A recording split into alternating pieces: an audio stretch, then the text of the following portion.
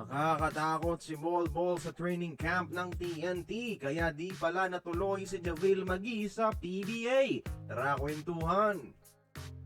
Simula na ng training camp ng TNT mga idol at nagiging komportable na rin ng 7-3 na si Bobo sa mga teammates at sa mga nilabas na TNT pictures mga idol.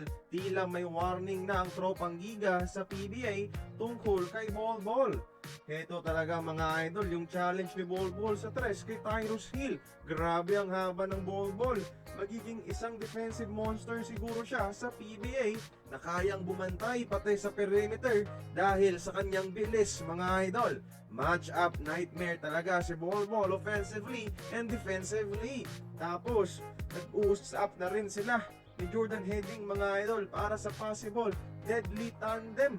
Lakas talaga ng TNT ngayon, may ball na, may heading pa. At diba, bago ma-confirm si Marcus Lee sa SMB, may mga kumakalat pa na rumors na si kapwa NBL star Javel Magui ang target ng Deermen. Kaya pala hindi natuloy si Javel mga idol sa PBA kahit tapos na ang NBL season ay dahil pumirma siya ng malaking kontrata sa Chinese Basketball Association o CBA.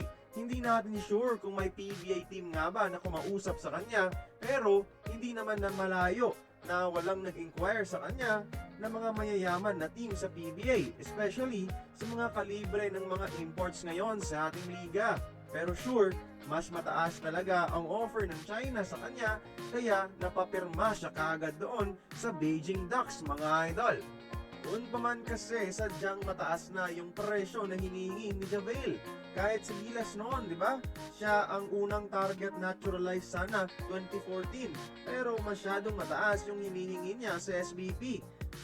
Pero kung may kaya lang sanang mag-offer sa kanya, no, ng mataas na halaga, masaya sana kung may Javel Magui sa PBA.